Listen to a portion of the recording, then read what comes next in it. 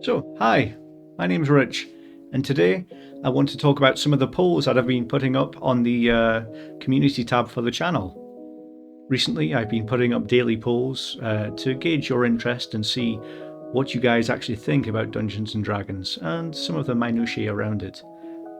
So, I thought I'd review some of these polls and we can make a little game out of it. We can guess what you think the results are.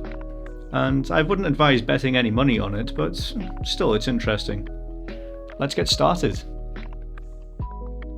So, the first question I posted up was, what sort of content do you guys like to watch on D&D channels on YouTube? And out of the 5 options, the first one was streams of other players playing the game. The second one was builds and guides. The third one was story time. The fourth was lore and settings, and the last one was D&D TikTok meme compilations, which are surprisingly popular, but I don't think it's popular with the sort of people that are watching this channel. So, what do you think the results are? Surprisingly, builds and guides came in first at 59%, and lore and settings came in second with 23%. I'm surprised that streams came in so low at 8% because I would have thought things like not Dungeons and Dragons, things like Critical Role and other such streams, Matt Colville for example, I thought that would be higher up. But yeah, it's quite interesting. Let's go to the next one. What is the best stealth subclass at 6th level? Now, there are 4 options here, and I will admit I made a mistake. I said Shadow Monk, Thief Rogue, Horizon Walker Ranger, and Illusion Wizard. For the Ranger, I meant to put Gloomstalker, but something must have been slipping my mind that day. Still, it'd be interesting to see how people responded to that, and what sort of other subclasses people would advise using. So the Shadow Monk won at 47%, Thief Rogue at 25%, the Illusion Wizard at 17%, and the Horizon Walker Ranger.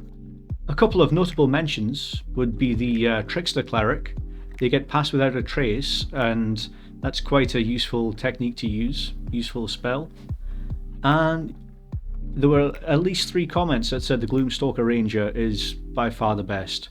A lot of people were advocating for Wood Elf as one of the stealthiest races as well, even though it wasn't asked, so there you go. Now let's check out the next one. This is good. This has really sparked my interest. I wish there was more than 5 options, if I'm honest with you.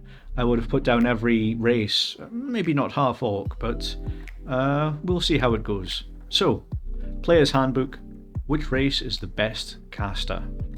The options were Human, Elf, Tiefling, Dragonborn, and Gnome. Gnome Illusionist is the speciality.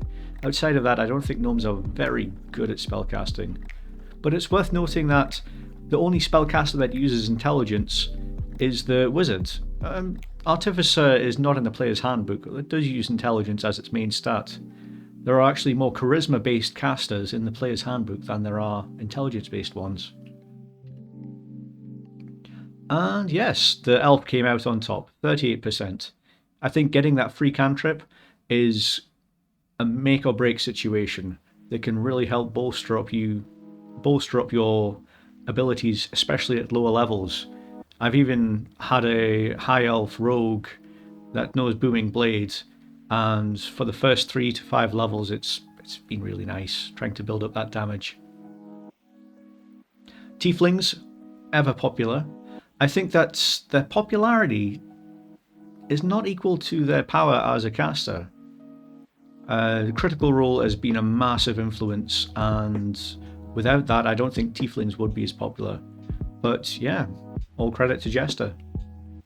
Humans at 21. It's worth noting that the variant human isn't in the player's handbook, so getting that free feat is not applicable. I think if it was, that would be just above or in the same place as elf. But as it stands, the human just gains a boost to all stats. Gnome came in at 12%. I'm glad people were voting Gnome, and Dragonborn is only 5%. I would have thought that people would really appreciate the Dragonborn from level 1 to 5, because having that powerful breath weapon can really help you when you've ran out of spell slots. Now, what's next? Video game question.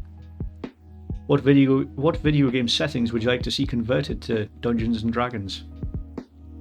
The 4 options I gave were Elder Scrolls, so things like Oblivion and Skyrim, a lot of the popular Bethesda games. Dragon Age. Dragon Age Inquisition was probably the latest one, but I think Origins is a stone cold classic. One of the best games on the Xbox 360. Dark Souls. It's strange because Dark Souls and Skyrim came out roughly the same time and they were compared, even though they're completely different. I think Dark Souls does lend itself well to a one-shot setting, because if your characters die, you can bring them back and bring them back. Place bonfires around a map, and having really tough bosses. Speaking of tough characters to fight, Monster Hunter.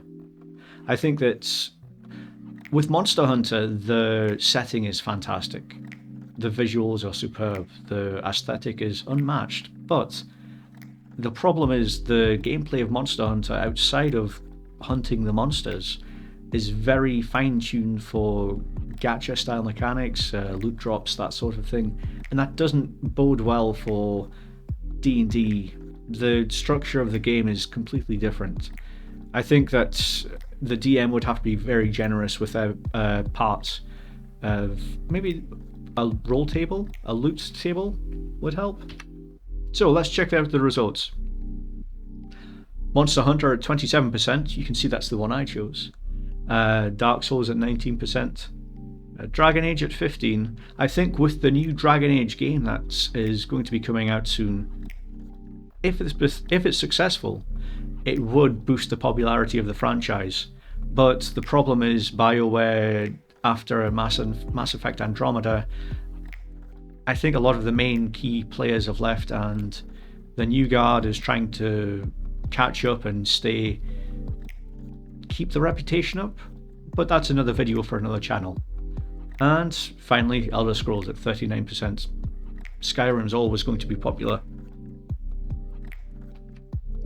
So, how do D&D players cope with burnout? I think it's not just D&D players, but people that are creative types in general. Burnout is a real problem. But let's not take too long to beat around the bush. The options were to take a break for a week, switch the project, or double the coffee intake. And switch the project came out at last at 19%. Doubling the coffee was a little bit of a meme, but I do believe it could help. Just power through and try and finish the project. 21% for the coffee, and a massive 60% said just relax, take a break. It's just a game. Well, if you take a break for a week, I think it gives you a chance to reflect and recharge your batteries, and then if you go back to it, it really helps build the momentum. Now, the text is a little bit squished, but how do you make your characters? There's no one real way to go around how to make characters, but let's check out some options. Recreating a famous video game or anime character, making a reflection of yourself. Make something you wish you were. There's a distinct difference between what you wish you were and what you are in real life. Check out what mechanics are available in the subclass and build your character around that. And last, the Horny Bard meme. So, Horny Bard came in last, as expected, as it should be, because it's a stale, outplayed meme. Next we had 7%, recreate a famous video game or anime character. I thought that would have been higher. There's a lot of people I know that have tried to make Link from Legend of Zelda or one of the characters from an RPG. I think that's the sort of thing you do in the first 1 or 2 times you make a character, and then eventually you kind of grow out of that and want to make your own. 10% was make a reflection of yourself. 15% make something you wish you were. And a massive 66% one of the highest ratings I think I've seen, is check out what mechanics are fun and build around that. I think that each subclass has enough backstory and setting and lore that you can quite easily design a character around it. They do fit a lot of archetypes. For example, the Artificer Armourer is Iron Man, essentially. And yeah, let's check out the next one. What's the coolest mount in D&D? Now, I did put Raptor down, but I didn't realise that Raptor in the player's hand, in the monster manual, is technically a small creature. I was thinking of more of a Velociraptor Jurassic Park sized creature. The other options were Warhorse, the standard, Owlbear, the D&D classic. It's iconic for a reason. A Mastiff, I think it's an underrated mount. It's for smaller classes, smaller races. It's great. And Elephant. There's nothing more scary than a big tusked elephant charging over the horizon. So, in last place was Old Dependable Warhorse. I think that a lot of people get warhorses, but they always aspire to the more fantastical creatures. Elephant was at 11, which I expected more of. Mastiff for the known cavaliers at 15%. Yeah, just a dog in general is a pretty cool mount. Raptor at 21%, and the iconic Owlbear at 46%. Now, last one for the day. What do you drink when you're playing D&D?